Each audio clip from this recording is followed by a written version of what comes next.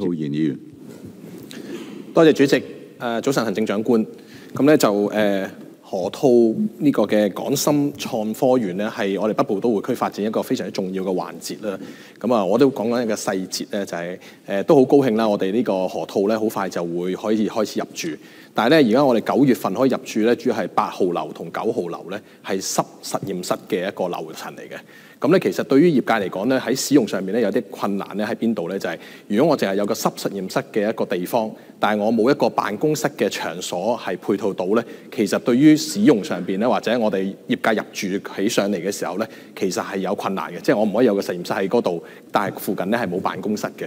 咁而辦公室嘅流程最快咧都要去到2027年。咁所以喺呢方面咧，會唔會可以有一啲嘅優化，可以令到業界可以盡快入住咧？有一啲嘅建議可以考慮嘅，例如咧，會唔會可能喺呢段時間，即係辦公室嘅嗰個使用辦公室嗰個地方，雖然都係濕實驗室嘅樓層，但係可以喺個租金上邊有一啲嘅考慮啦。因為濕實驗室個即係地方嘅嗰個價，即係租金價格一定係比較高一啲嘅咁樣。如果做實驗做辦公室咧，就未必好合適。咁除此之外咧，就可能會唔會一啲簡易啲嘅辦公室可以係使用住先啦咁。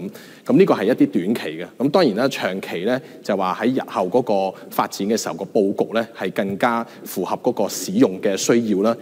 盡快又包括交通設備啊等等。咁除此之外咧，可能會唔會都係可以考慮就係我哋自己去自建，又或者係即係同大型嘅機構一齊咧，係有一啲嘅共享實驗室喺即係呢個地區。目前咧係未有計劃嘅。咁但係呢個共享實驗室咧，亦都可以對沖到即係一啲嘅即係呢個使用上邊嘅一啲嘅未必咁方便住啦，以至咧就係可能係喺個興建上邊會唔會可以同即係深圳嗰邊咧可以有更加多嘅協同，例如香港監督而係加上係內地嘅建設咁樣。咁以上就即係供特首提問同埋參考。多謝主席。行政長官。多謝主席。李議員所提嘅都係同我心急如焚嘅出發點一樣嘅。喺我哋有冇其他方法，例如提供多啲辦公室，甚至簡易辦公室呢？我喺內部都有討論嘅。有關嘅局呢，都係喺度努力緊。共享嘅設施亦都係我哋諗緊嘅。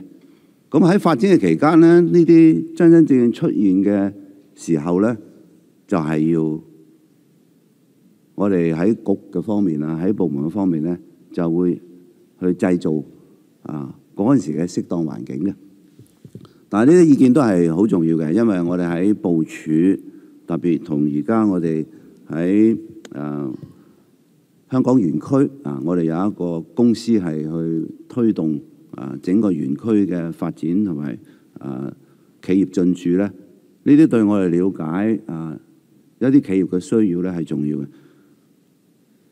其實剛才李議員所講嘅同我哋所知嘅咧係一致嘅，因為我哋香港園區公司同埋我哋創科及工業局咧不斷咧同係業界係溝通嘅。咁喺呢方面我哋掌握嘅都係類似嘅，呢方面我哋都會推動去點樣落實嘅嚇。多謝主席。